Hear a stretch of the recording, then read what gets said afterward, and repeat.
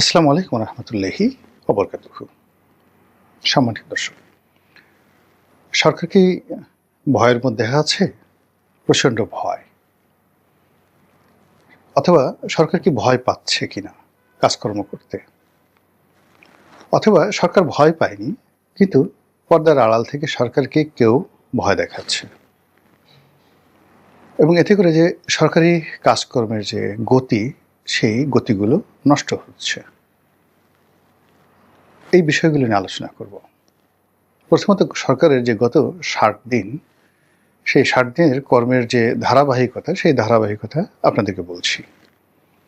যেমন ধরুন, আমাদের এই সরকার ক্ষমতা আসার পরপরই মারাত্মকভাবে সেই ডিজেল ক্রাইসিস গেল, বা জ্বালানি সংকট গেল বলতে আজকের এই দিন থেকে আমি দেখলাম যে একেবারে পেট্রোল পাম্পগুলোতে কোনো রকম ভিড় নেই, বরং অনেক পেট্রোল পাম্প বসে আছে। অন্য সময় তাদের যে ধরনের পেট্রোল বিক্রি হয়, সেই তুলনায় পেট্রোল বিক্রি বোধহয় কমে গেছে। আমি আজকে যেখান থেকে, যে পাম্প থেকে পেট্রোল নিলাম, সেখানে ইন জেনারেল সাধারণত সবসময় 20-25টি গাড়ি সিরিয়ালে থাকে। আজকে দিয়ে দেখলাম 4 থেকে 5টি গাড়ি। এরপর মানে আমাকে দেখে, বা আমি পেট্রোল নিতে আসছি, সেখানে পেট্রোল পাম্পের যারা কর্মকর্তা তারা খুব খুশি, একদম ফুল ট্যাঙ্কি ভরে দিল।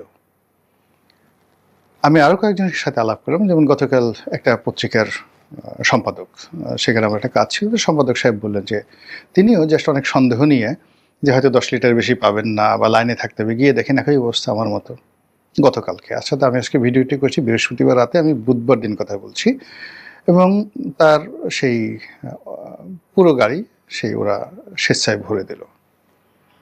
তো রাতারাতি ওদিন 48 ঘন্টার মধ্যে বা 24 ঘন্টার মধ্যে একটা সমস্যা এইভাবে শূন্য হলো কি করে? তাহলে এতকাল যে সমস্যাটা ছিল কৃত্রিম, কে করেছিল এই কৃত্রিমের সমস্যা? সরকার।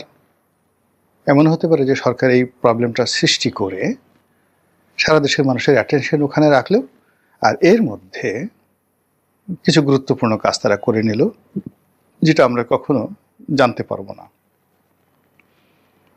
যেমন ধরুন, আজকের দিনে, বৃহস্পতিবার আজকের দিনে আমেরিকার সঙ্গে একটা চুক্তি হলো প্রায় 40,000 কোটি টাকা।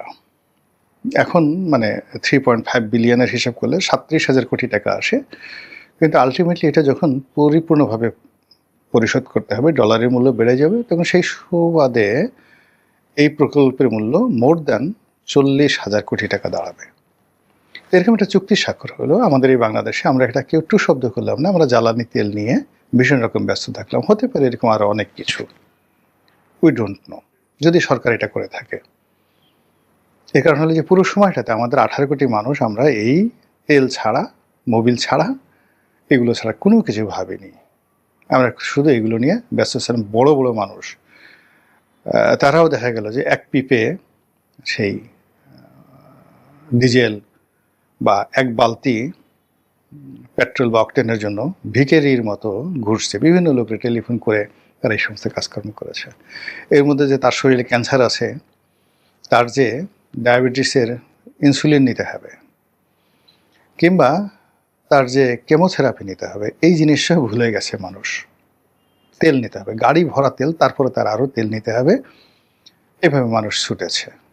তো যখন এরকম একটা সমস্যার সৃষ্টি হয়, কৃত্রিম সংকট, এর পেছনে বড় একটা গলদ থাকে, হতে পারে সেটা। দ্বিতীয় যে বিষয়টি, সেটা হলো যে মুনাফাখোর, একেবারে সিম্পল মুনাফাখোর। আমাদের দেশের পেট্রোলের কনজিউম কত? যদি 20 টাকা করে পার লিটারে এই সময়টাতে কেউ জমিয়ে থাকে, এবং এই গত 1.5 মাসে কত লক্ষ নয়, কত কোটি লিটার তেল বিভিন্ন মানুষের হাতে গিয়েছে, এবং এই সুযোগে 20 টাকা করে তারা লাভ করে ছেড়ে দিয়েছে। কেউ 20 টাকা, কেউ 100 টাকা, কেউ 50 টাকা। তাহলে আপনি হিসাব করুন যে প্রতিদিন আমাদের কনজিউম কত কোটি লিটার, কত কোটি লিটার, আমি লিটারে আসছি।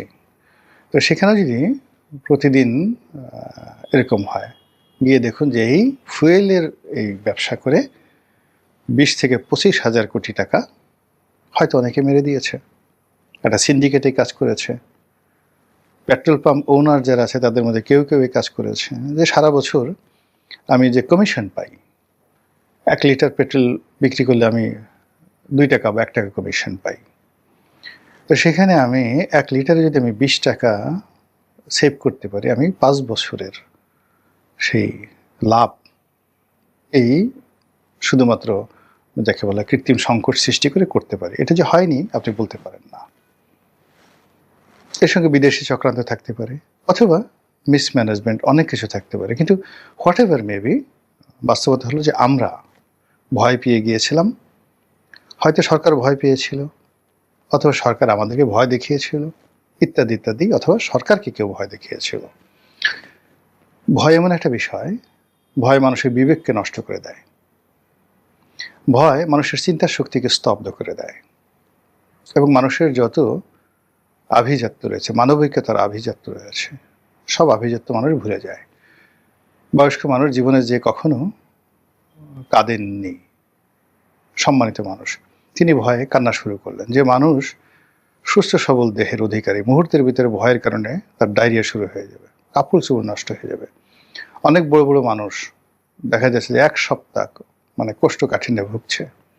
আপনি তাকে ভয় দেখান, ভয় দেখার সঙ্গে সঙ্গে দেখবেন যে ডায়রিয়া হয়ে গেছে এবং কাপড় চোপড় নষ্ট করে পুরো রক্ত আমাশা করে ফেলেছে। এই হলো ভয়।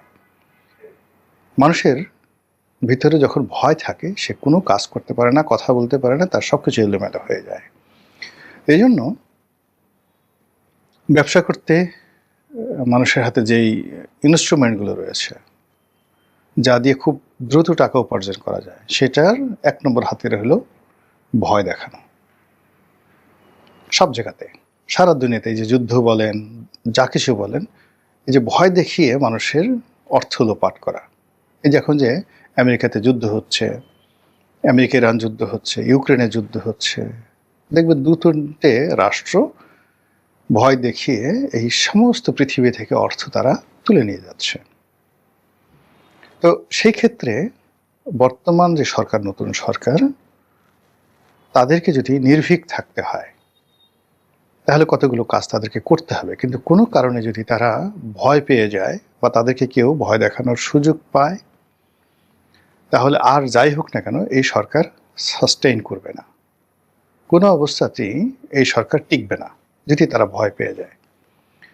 2 নম্বর হলো যে তাকে যদি কেউ ভয় দেখানোর সাহস পায়, সুযোগ পায়, তাহলে এই সরকারের যারা কর্তা ব্যক্তি কখনো তারা সম্মানও পাবেন না, মর্যাদাও পাবেন না, স্থির হয়ে দাঁড়াতে পারবেন না। যেখানে যাবেন তারা অপমানিত হবেন,